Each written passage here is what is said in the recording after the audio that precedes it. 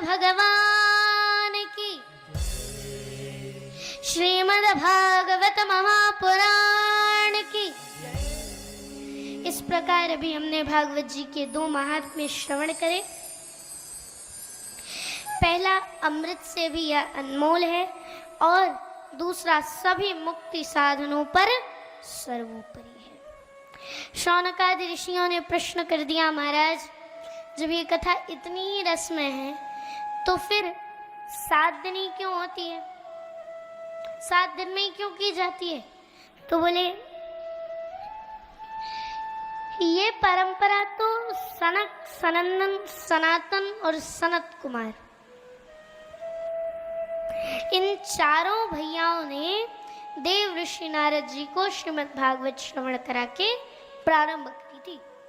अच्छा, तो नारद जी तो एक स्थान पर 2 घड़ी से ज्यादा कहीं टिकते नहीं, गोदवन काल से ज्यादा कहीं टिकते नहीं,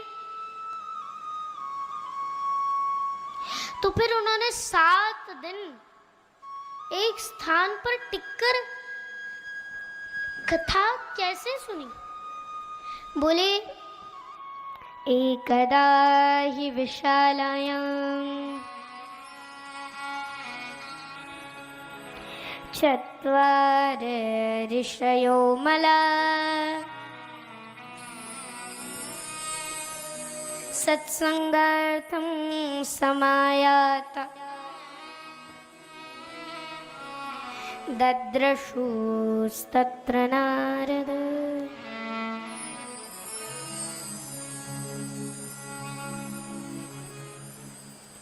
सूत जी कहते हैं, ये कथा मुझे अपना अनन्य शिष्य जानकर श्री सुखदेव जी ने श्रवण कराई थी। एक समय की बात है, विशालापुरी में सनकादि चारों भाई सत्संग की इच्छा से वितरण कर रहे थे। तभी उन्हें श्री नारद जी महाराज दिखे, बड़े प्रसन्न हो गए। आज तो बड़ा सुंदर कीर्तन होगा, बड़ी सुंदर कथा होगी। जैसे ये विचार किया और नजदीक पहुंचे, पास पहुंचे नारद जी के, तो देखा कि नारद जी उदास हैं। प्रश्न किया, अरे नारद जी क्या बात है, आप इतने उदास क्यों हैं? यदि संत ही ऐसे उदास रहेंगे तो सांसारिक जीवों का क्या होगा, सांसारिक लोगों का, मानवों का क्या होगा?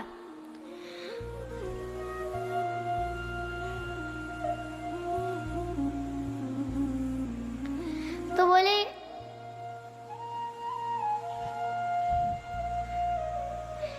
नारद जी बोले, मैं इस पृथ्वी पर सत्संग की भावना से आया था, परंतु मैं कहाँ कहाँ नहीं गया, मैं पूरी पृथ्वी पे विचरण करने लगा, लेकिन मुझे कहीं भी शांति, संतोष नहीं मिला।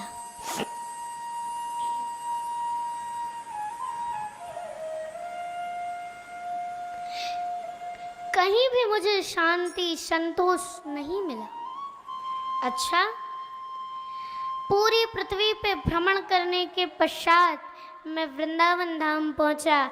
यमुना जी के पुलिन तट पर मैंने एक आश्चर्यजनक दृश्य देखा। वहां एक नवयुवती स्त्री की गोद में 2 बूढ़े पुरुष लेटे थे और हजारों कन्याएं उन्हें पंखा झल रही थी, तो कोई कुछ कर रही थी, सब सेवा में लगी थी। मैंने उन देवी से प्रश्न किया तो नाम बताया, मेरा नाम भक्ति है, ये दोनों मेरे पुत्र ज्ञान वैराग्य हैं, ये दोनों जर्जर हैं और मैं नवयुवती हूँ, यही मेरे दुख का कारण है।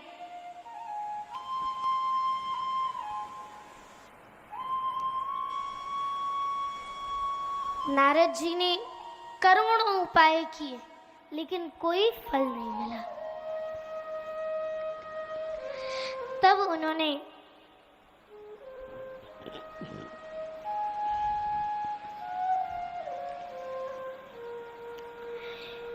तभी आकाशवाणी हुई। आकाशवाणी ने बताया कि आप सत्कर्म की खोज करिए। खोज करने के लिए नारद जी निकल पड़े सत्कर्म की।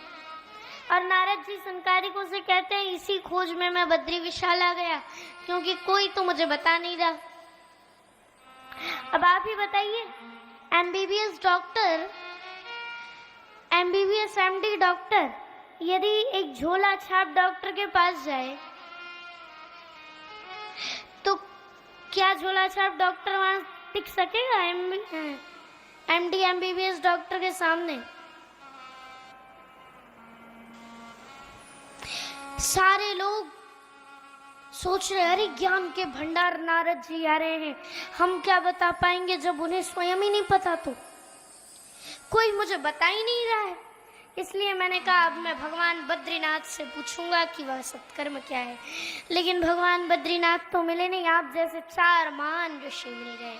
अब आप ही बता दीजिए वो सत्कर्म क्या है। बोले वो सत्कर्म श्रीमद् भागवत का पुण्यमय अनुष्ठान ही है।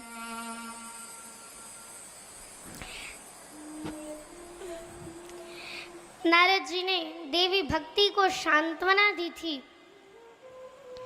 कि हे देवी, श्री कृष्ण के चरणों का आप आश्रय लीजिए, आपके सारे दुख दूर हो जाएंगे।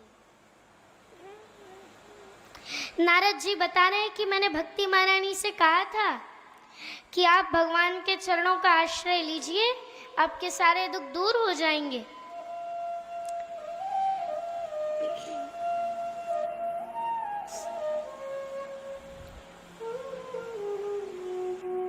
सूरदास जी का एक बड़ा सुंदर पद है, आइए इसी के माध्यम से हम सब भगवान के चरणों का ध्यान करें।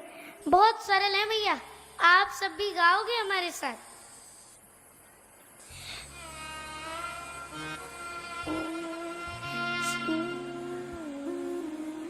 चरण कमल बंदो हरिदाई, चरण कमल बंदो हरिदाई, चरण कमल बंदो हरिदाई, चरण कमल बंदो हरिदाई, चरण कमल बंदो हरिदाई, चरण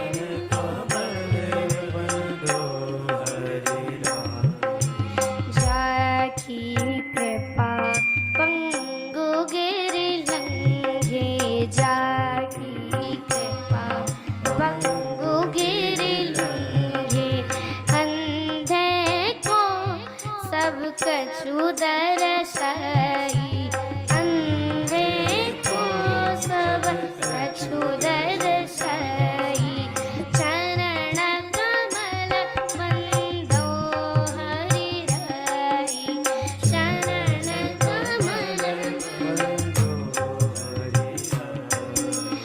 बाहिरो सुने मोक पुज डोले, बाहिरो सुने मोक पुज बोले, रंग चले सिर छत्र धराई, रंग चले सिर छत्र धराई, चरण कमल बंदो हरिराई, चरण कमल बंदो हरिराई, सूरदास स्वामी करुणामय, सूरदास स्वामी